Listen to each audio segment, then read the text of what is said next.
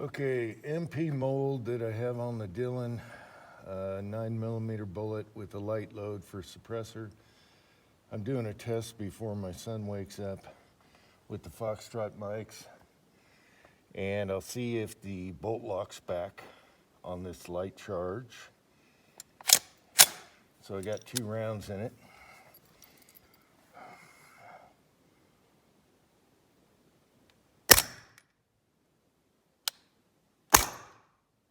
And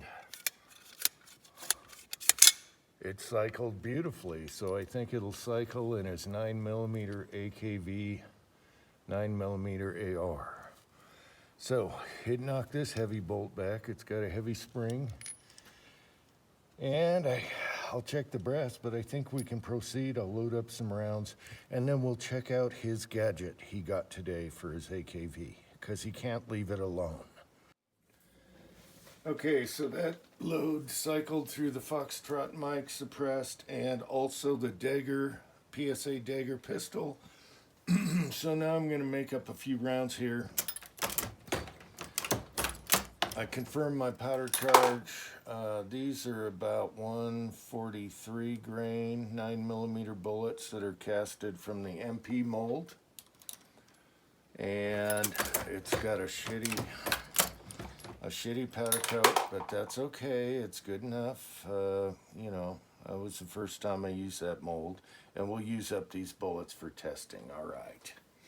Anyway, mixed brass, S&B primers, about a 143 grain MP 8 cavity mold, and you can pump out millions and save thousands on repairs.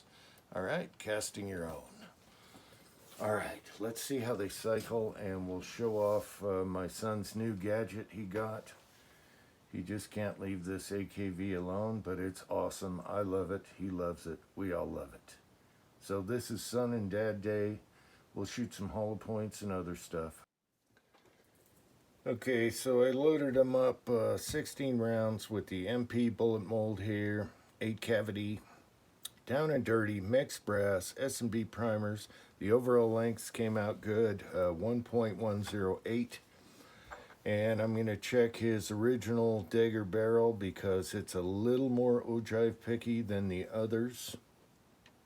And so I plunk tested with that. Everything is good. And so now, okay, I promised him I would plow the driveway so he could get to the post office to pick up this device. All right, and we're going to talk about that.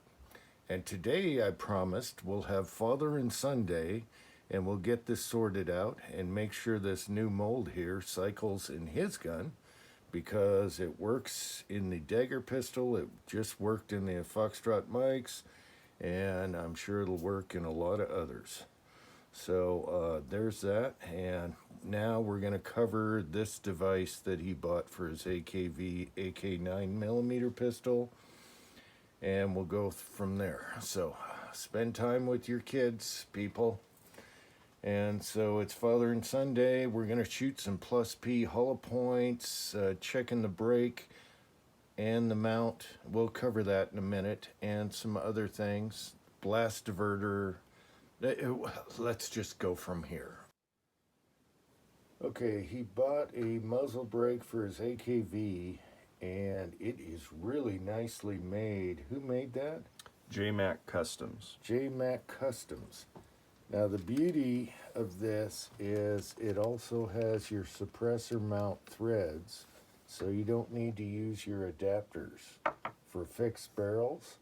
So I have different adapters that fit right on the back of the can here for fixed barrels. Well, you don't need none of that because it's already on there. Now this brake, hold it up, it's on the sides here, so you do have to time it straight up and down, and you do that with shim washers, and they have to be concentric to the barrel. Just you know, anything suppressed, you want to make sure that's concentric so you don't get a baffle strike. I had a few of them. You can buy them in packs of different thicknesses, but we didn't have the exact thickness, so this one was timed like sideways a little bit, Like a 45-degree. 45 degree. So what he did was he lapped this one shim washer here. By hand. Yeah, look at his fingers, by hand. And then I said, you better make sure that is concentric, otherwise we're going to get a baffle strike, because every little tiny tenth of a thousandths matters. Anyway, he lapped this one because we ran out of them and measured them with calipers all the way around, and it is perfectly concentric. So that little silver line you see there is to time this. Now this brake looks super well made, and I like that it has this on here, and it's actually a lower profile. Look at all this extra I got over on this end, on this side. I love the low profile of that, and so I don't need to put an adapter on whenever we throw a can on there. So here's an adapter on a can for a fixed barrel. Here's with it taken off. And these have a stainless steel sleeve so you won't wear out your threads. And so now you just screw your can on, all right, whenever you want it. Otherwise, you can shoot it unsuppressed with a nice brake on there. Now he also makes a blast baffle. Okay. Flash can, blast forward. What do you call it? A blast forward. Shield. Blast diverter. Okay. So you can put this on there and leave that on there if you're not using the muzzle brake and don't want to piss off your friends at the range, because that's going to be loud. And this will divert all your blasts forward. So it's a blast diverter, and that's pretty nice. Show the muzzle end. That's pretty nice. So a couple things I like about this is the low profile of the, you got less here, okay? So that's low profile. You'll need a smaller wrench if you want to get it off, but all you have to do is put a screwdriver through here and twist it off. And then you can rock set it or Loctite it so it's on there for good. When you go to clean it, just clean the threads there, easy. So that looks really nice. Point it up this way. It's got a nice logo on there. Let me do a close-up. Okay, show the tip. It's really well made. Yeah, so that makes it easier. You don't have to go searching for a adapter to go on this gun. All right, put her back down there. So what we're going to do today is test how good this brake works. It looks like it's going to work great. Yeah, that's the brake part number. What's the other one? The muzzle. Okay. Okay, the blast diverter's that number. Okay. So get that out of the way. What we're going to do is do some plus P hollow points here to test the muzzle brake, and then some Hydroshocks and 9mm. The plus P is Spear Gold Dot 124 grain. This used to be a bulk pack you could get really cheap. And I don't know if we'll do milk jugs today. We'll just make an ice rink out there, but we can do that later. And we'll check the brake, the blast diverter with some kind of 9, and obviously we're going to shoot this silent. I think I'll start with my 45 can to make sure it's concentric, and then we can always go to the 9 can later, which is like, a half-inch shorter. Anyway, let's go test this out. And the loads to make sure everything locks back and works properly. All right. Bitch. All right, let's try my reloads first to make sure it cycles and locks back on the last round. This is the PSA AKV 9mm AK pistol with the 45 can on it and the Holosun, it's a holographic type 510C is the model. 510C. Oh, I love that sight. That thing is awesome. He's just going to shoot at the swinger, which is buried in the snow. Okay, let's see if it cycles all rounds with my reloads and the new mold.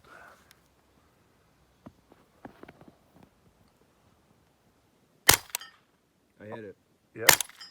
Yep. I love that. You don't even know where it is. It's buried. Did And it it's lock out. back? Yes. It locked back. Awesome.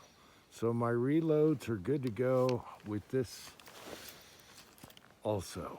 All right. I think we're on the money with those reloads. And it was quiet, even with the 45 can on there. All right. Okay, so now we're going to try that blast diverter to divert the blast forward, and then we'll go to the muzzle brake. So, son, try and figure out where that swinger is buried in the snow. Oh, that's not bad. Wow.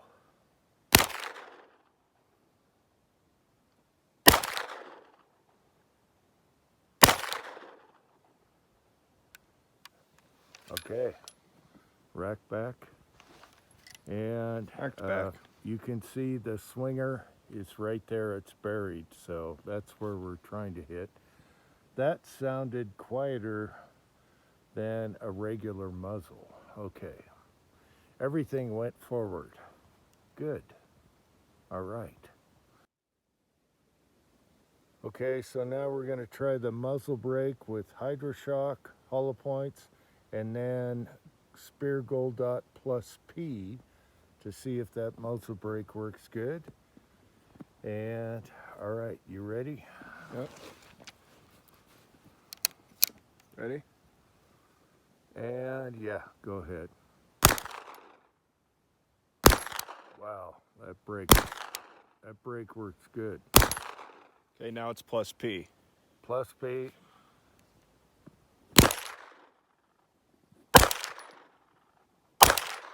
Wow.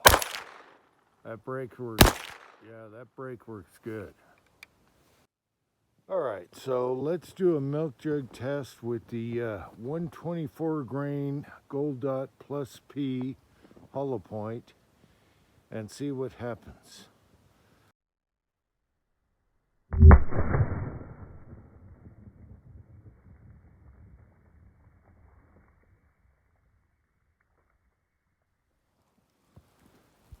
All right, so we got one jug, two jug, third jug, and I see something in the bottom.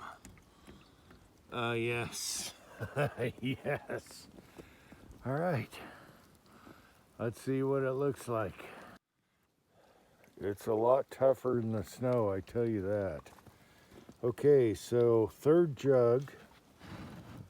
We got a little critter down there, and all these behind here were frozen anyway. Yeah, we got a critter. All right, let's check that out. All right, let's see what we got, boy.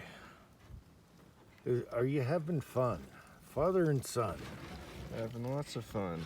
Lots of fun, say it louder. Lots of fun, All bitch. right. Eskimo. Mighty cold. Yeah. Like out here. Oh, Eskimo. Wow, look at that sucker. All right, we'll bring that in and see what it looks like.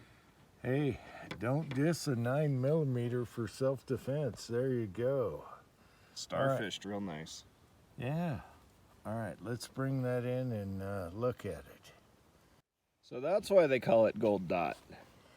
Yeah, there's a little dot in the center. All right, let's go check that out. Okay, so we finished off with the milk jug test. The muzzle brake test wasn't really fair because we used regular 9 versus self-defense 9 and plus P9. And the hotter it got, the better the brake worked. So it really worked good with this Spear Gold Dot 124 grain plus P. And we did the milk jug test, so let's weigh that. and that's a 124 grain, and it comes out 124.1, so it didn't lose anything, and it's got legs for days. It could walk away. All right, so let's try and measure this thing. We'll start with the legs, and that's kind of cheating, but man, that really expanded nicely. 8155, 816. Okay, 0.816. That's pretty good. And then let's go to the shorter leg here and try and measure that. It's hard with the legs. 805. And then after that, see, you got this. After that, let's go for the skinny, just the head. Okay, let's just go for the head of it. That's still pretty big, 624. So I would say that's pretty impressive. Let's do a close-up here. And this is out of an AK pistol. You see it flared on one side, and it's got legs. It didn't walk away. Luckily, it didn't walk away when I do a milk jug test. A lot of them run away, and I never recover them. But that is pretty impressive. So we could stoke the gun with that. I still have plenty of that. Believe it or not, let's focus. This stuff used to be 35 to 40 bucks for 250 rounds of hollow point Speer plus P, 124 grain.